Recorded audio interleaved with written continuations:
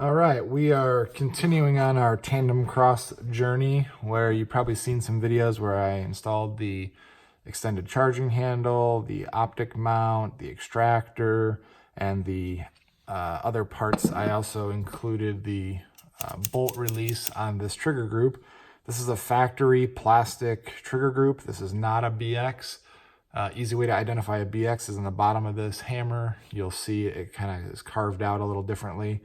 Very simple. And when I tested this trigger with just a regular trigger pull gauge, not a non-fancy, I think it was just a Lyman digital one, this trigger was getting 4 pounds, 5.3 ounces. No parts are in this at all. It is all factory. Then I had a factory BX trigger that did 2 pounds, 7.8 ounces. So obviously much better than the standard plastic ones. And then I've got a old metal trigger group that had some Volquartsen parts in it, and I got around 3 pounds, 5 ounces. So what I'm gonna do is I'm gonna take the worst trigger I've got, which is this just standard factory trigger that came on the Ruger Charger that I just showed you. And we are going to install this TandemKross Ultimate Trigger Kit. Includes a shoe, hammer, and disconnector. So we will follow along with me as I do this. I have not pre-done this, so if I stumble, I know why. I've never done it before. I've never opened the instructions or anything. I think all of their instructions are online. Nothing really is shown in the packaging.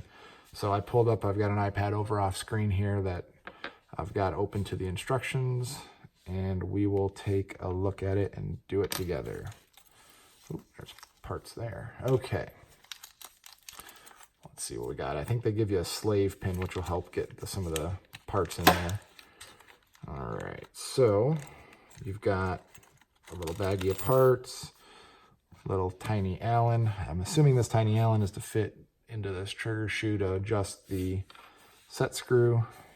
Got your hammer and your disconnector, got a pin, slave pin, and a spring. It's a beautiful trigger, nice flat face. It's got the little machine pattern on the front there for some grip. Nice, got a nice muted red color, very lightweight. Hammer looks good. You don't see very many machine marks on it. All the edges are nice and burnished. Feels pretty smooth. The sear surface there is nice. It's crisp. Okay, let's take a look at the instructions. So basically it says we need a punch and some tools. So let me see, is this punch the right one? And of course not, it's too big. So let me grab a smaller punch and we will go forward. I will actually use this safety tool that I also got from TandemKross because it's got the punches built into it. So it says, use a punch to push out the 3 circled pins, and they are talking about this pin, and this pin. If you remember back from when we did this bolt release, this pin came out and it held the tension on the spring and held this ejector right here. So we're gonna remove the pin, set that up off to the side here, get this out, put this over here. All right, so pin number 1 is down, and then we need to get this pin out. Oh, probably need to release tension. There we go. Okay. Second pin out for the hammer. I'm gonna pull all this out. We're gonna pull the strut out. Hammer, its spring. And then we need to, you can take this last pin out.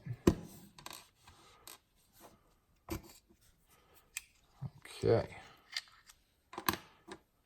So now we essentially have,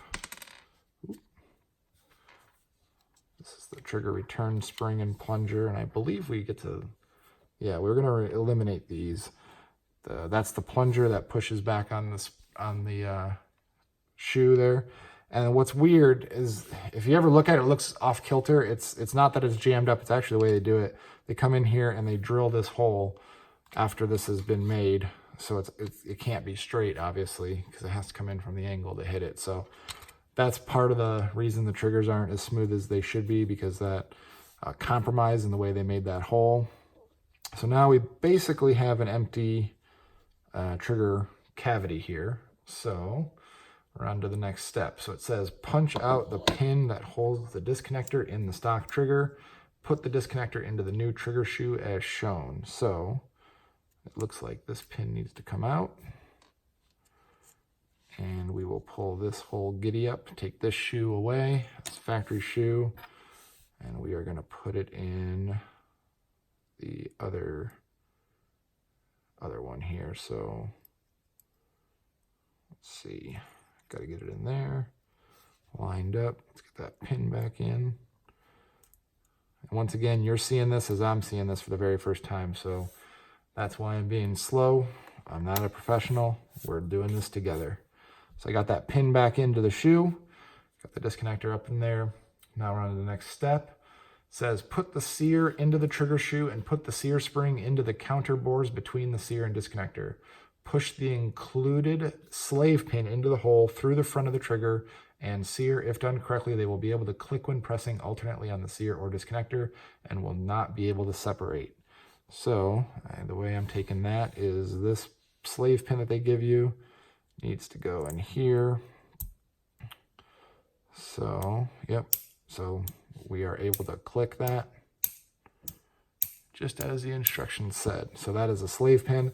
That will help in assembly because I believe one of these other pins will then just push that slave pin out once we put it all back together. Okay, now we're on to the next step. It says screw the post travel screw into the rear of the trigger metal end first so that the nylon tip will be what contacts the frame. So you can use the included Allen wrench through the hole in the front of the trigger to adjust over travel as needed once installation is complete by using thread locker such as blue Loctite is recommended to keep adjustment screw from turning. So basically we're going to, let's see if I can get this in here. So metal tip goes in first. I'm going to go backwards and then we will be able to access that through the face of the trigger and we will go there. So I'm not sure exactly where the set point will be right off the bat. So I'm just going to pull it back a little bit to where the plastic tip, there we go. So that's pretty much bottomed out. I should have no problems with that and I'll be able to adjust it back in. I'm not going to blue Loctite it just yet. I want to see exactly where it's going and then I'll deal with that later. Okay, so we are on to step number 6 if you are following along at home on their installed directions. It says put the loop of the included spring around the circular cutout on the right side of the trigger so that the longer leg is angled down and forward. So here is the right side, longer edge down and forward. They probably should have put a photo of it exactly from this view, but they show it from this view. And I believe that is the direct way to do it because that matches the photo on their description or their installation instructions. Okay, the long end of the spring should point forward horizontally and the rest of the narrow shelf beneath the bolt releases cross piece on the right side of the gun. Reinsert the smallest of the pins through the frame and trigger, pushing the slave pin out. Okay, so we are insert the trigger into the frame. Okay, so we are doing this. It says the long leg of the spring should point forward and horizontally and rest on the narrow shelf beneath the bolt piece. Okay, so I'm going to point this out real quick. So this is the shelf that the bolt release mounts to. The spring that we were just, this spring over here, remember the angled leg rests right in here. So I think they're saying is that spring needs to do on this narrow shelf inside the trigger group on the right hand side. So instead of being up here, we're going to slip it down into there. So let's see if we can get this in there without embarrassing ourselves. So we're going to slip it down in there. And thankfully that slave pin is keeping everything in alignment with each other. Okay, I'm going to pull this back a little bit, I think. Let's see where we at. Okay, so now I'm pushing down with my finger up top. I can feel the spring tension, so I know I got that good. I can see the slave pin right there. So now I need to slip this in there, push the slave pin out, and now I have the slave pin out. I'm just gonna make that flush. Okay, slave pin out of the way for now.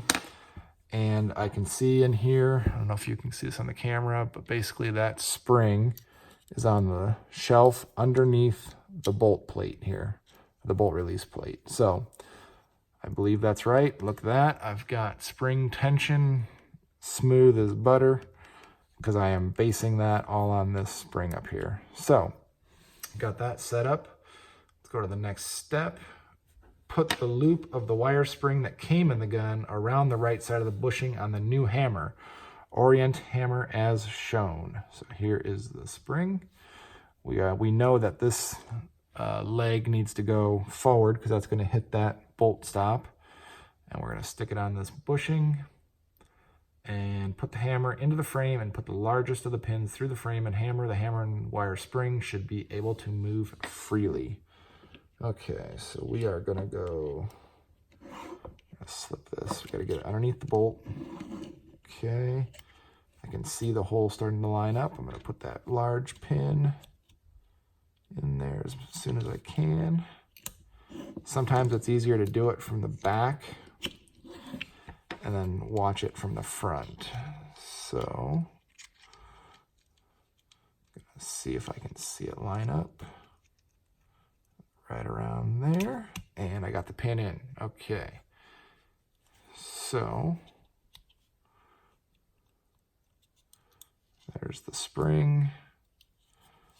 I think I may have put that on backwards though, because it says the hammer and wire spring should be able to move freely. Well, it's moving freely, but I think I'm stuck on the wrong side of this. So I'm going to pull this pin back out and make sure I went in the right angle. I think I might have went on the wrong side. Okay. And of course my bolt pin came out at the same time here. Of course.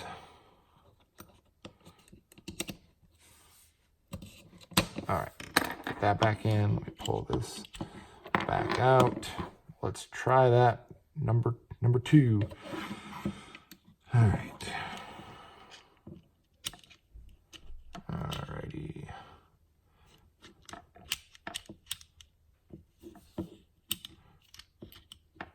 It's a little bit hard to see in here. I think it's going to be tough.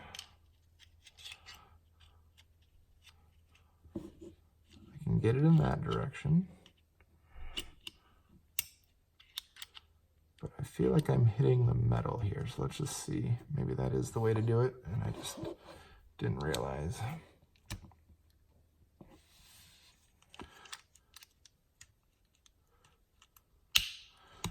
Okay, so the spring, I mean, it is moving freely.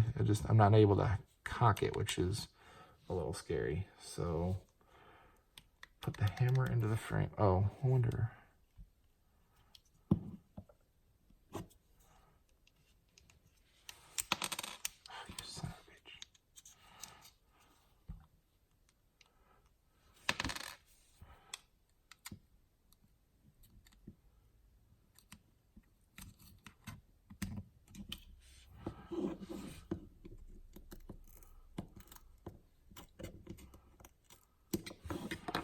Well, I think I might be doing this wrong, so I'll probably take a quick break, figure it out, and come back to the video so I could tell you what I did wrong.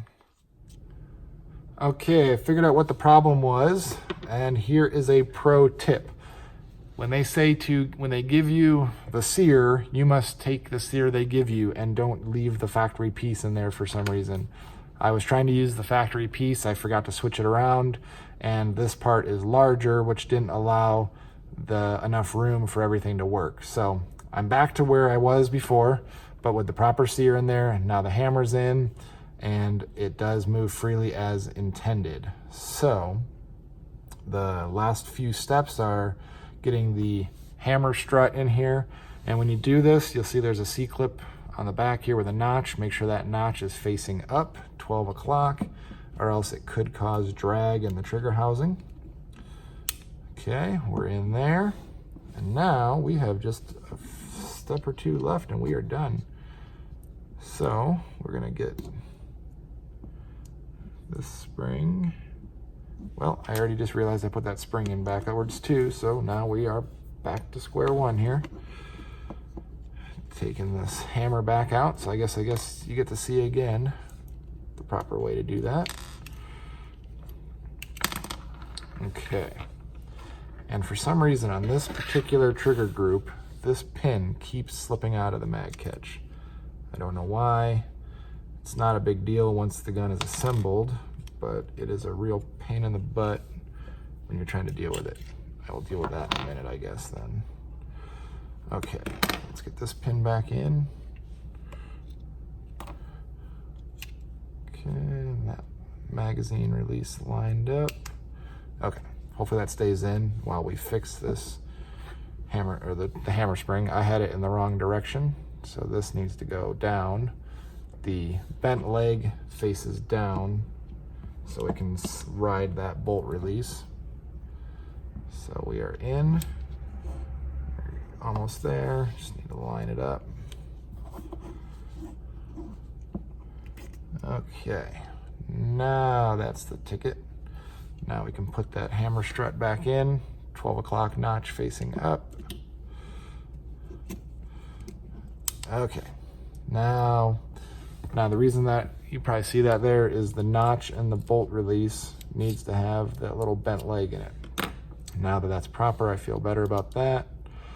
Get the spring down, get the pin in, catch the bottom side, get the ejector in it, and we are in.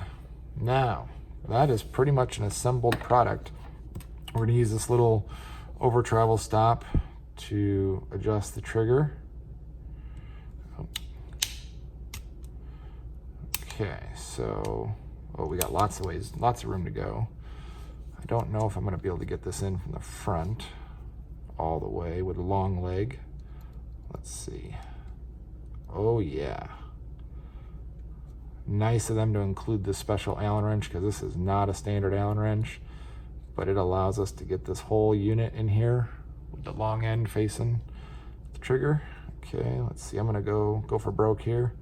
I'm gonna get it down there. Now we're gonna try to pull the trigger. Okay, still moved. Let's keep going. And then once we find the sweet spot, I'm gonna let it be for a while, and then once I know where it's gonna be, I will reset it with some blue Loctite. But okay, so they're obviously too far, doesn't let the gun fire. Back it off.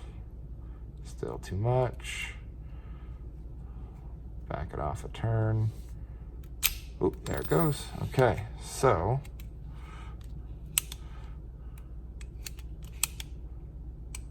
that's just a little bit too close. It's got a little bit of a notch in it, so I'm gonna take it one more, probably a half turn maybe.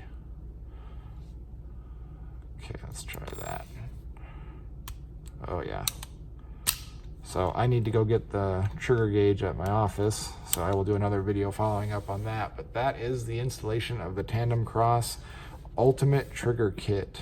The real nice thing is it does get rid of this plunger assembly from the return spring, and it uses this torsion spring in there. Pretty easy to install. If I would have only taken this part out when I was instructed to, but I missed, I would have not had any problems. So basically you're removing the plastic trigger, the old hammer, and the sear, and the trigger return plunger assembly, and you're replacing it with their components for a much nicer trigger. Can't wait to get this fully in the rifle and play with it. I will let you know how it goes.